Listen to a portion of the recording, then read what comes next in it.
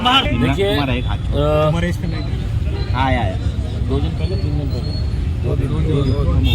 2 दिन पहले हमारी पदयात्रा थी प्रभाग क्रमांक 14 के अंदर।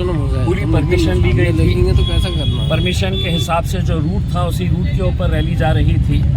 अचानक ये जो राशन चोर है कलीम कुरैशी, वो और अपने कुछ गुंडों के साथ वहाँ पर आकर हमारी जितने भी लोग थे उनके ऊपर हमला कर देता है। हथियार होते हैं उनके पास। वहाँ पर पुलिस मौजूद रहती है, जिंसी पुलिस स्टेशन के पूरे PI और कांस्टेबल्स ये वो सब वहाँ पर मौजूद थे। वो मामला होता है, पुलिस लाठीचार्ज करती है और वहाँ पे हमारी रैली कंप्लीट करने के बाद हम हमारा दूसरी जो रैली कवर करने के लिए जब हम जाते हैं तो यही पूरे के पूरे गुंडे जो है वो शाहगंज के बुक्कल गुड़े के पास उनके ऑफिस के सामने खड़े रहते हैं। उसमें कलीम कुरैशी खुद खड़े रहता है और वहाँ से जैसी ही मेरी गाड़ी गुजरती है तो कलीम कुरैशी अपने गुंडों को इशारा करते हैं। आप लोग ने सबने वो विजुअल्स देखा है कि किस तरीके से गाड़ी के अंदर कुछ लड़के जो थे, जिसमें एक है तो उसका लड़का भी है जो बहुत दूर तक भागते हुए आता है और उसकी पूरी कोशिश होती है कि उसके हाथ में बर्फ़ तोड़ने का जो सुआ होता है वो हाथ में वो सुआ था और बाकी के जितने भी लड़के थे उनके सब के हाथ में जो बर्फ़ तोड़ने का सुआ था। उनका मकसद ये था कि किसी तरीके से हमको फिजिकल हार्म पहुंचाना।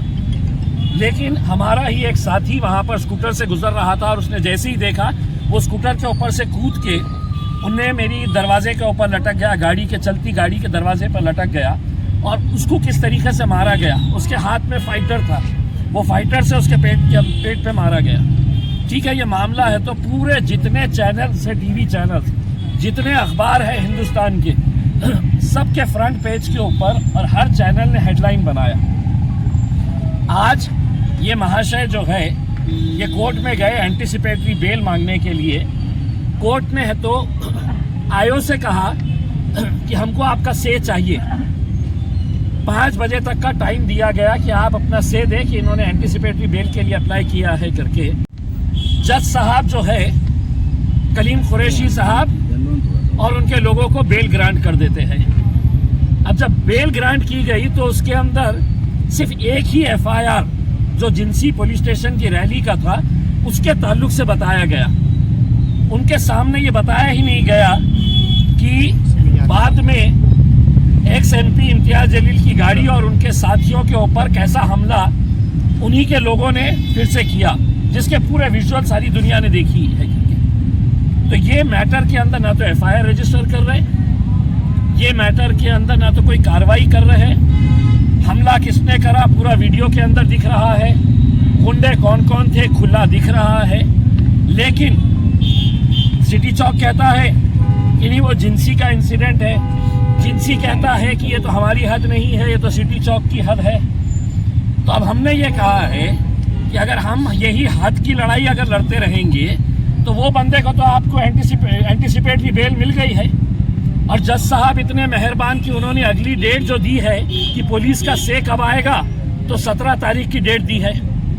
तो जज साहब भी बड़े मेहरबान नजर आ रहे हैं कि इलेक्शन के अंदर इनको छूट दे दी जाए ये गुंडों को। तो हमारा ये कहना है कि कम से कम दूसरे केस के अंदर जो लोग ओपनली नजर आ रहे हैं गाड़ियों के ऊपर हमला करते हुए, हमारे लोगों को मारते हुए, क्या उनके ऊपर एक्शन नहीं होना चाहिए?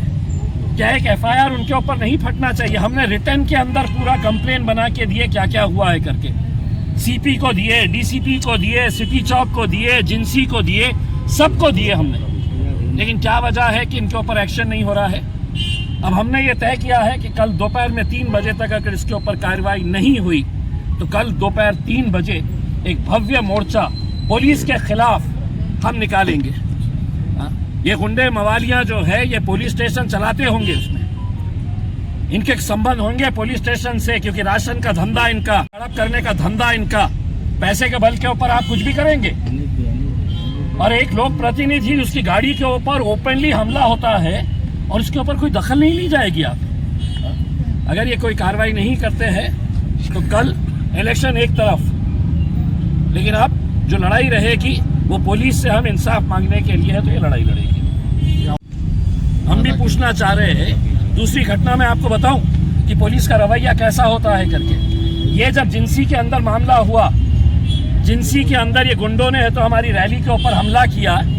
उसके बाद 4-6 औरतें बुरखे में हमारा जो कॉरपोरेटर है बुक्कल गुड़े का, शाहगंज का, फिरोज खान, उसके घर पे गए और घर के पास जाकर जो विरोधी कैंडिडेट है उसके नारे लगा रहे हैं और उसका स्टिकर लेके गए, यानी कि मेरा घर है।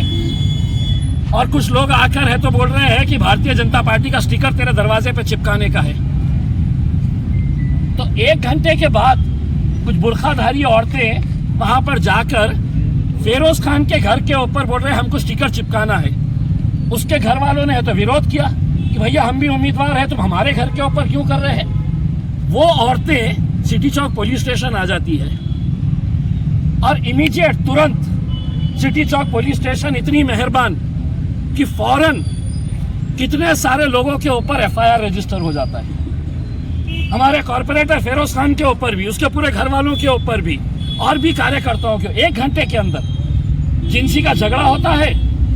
और वहां पर है तो 1 घंटे के बाद है तो महिला जाती है और वो महिला यहाँ पे आके पीआई मैडम को बोलते हैं, पुलिस को बोलती है कि वो हमारे को घर पे से हकाल दिए, गालियां दिए। अबे तुम भाजपा वाला कोई आके, सेना वाला आके मेरे घर पे स्टिकर लगाएगा? आप एक कैंडिडेट के घर पे जाकर उसको जबरदस्ती बोल रहे हैं कि हमको तेरे घर के ऊपर स्टिकर लगाना है करके, तो वहां पे नारे लगा रहे हैं। और ये पुलिस स्टेशन खामोशी से तो एक एफआईआर रजिस्टर कर लेता है और ओपनली सारी दुनिया ने देखी है कि हमारी गाड़ी के ऊपर हमला कर रहे हैं और उसके ऊपर कोई एफआईआर नहीं, कोई जिक्र नहीं। बड़े डॉन जो है गुंडे, उनको जमानत मिल जाती है। मैं तो सीपी साहब से कहूंगा आज 5 बजे का फुटेज निकाल के देखिए, ये साहब कैसा जिंसी पुलिस स्टेशन के अंदर जाते हैं, वैन के अंदर चढ़ते हैं जहां पर दूसरे उनके गुंडे जिनको है तो हरसुल भेजा जा रहा था, पुलिस स्टेशन में जाकर है तो उनको ये कहते हैं हाँ कि फिक्र करना नहीं, इलेक्शन से पहले मैं तुमको बाहर निकालूंगा करके। तो इतना अंधाधुंध राज चलेगा, इतना गुंडा राज चलेगा यहाँ पर।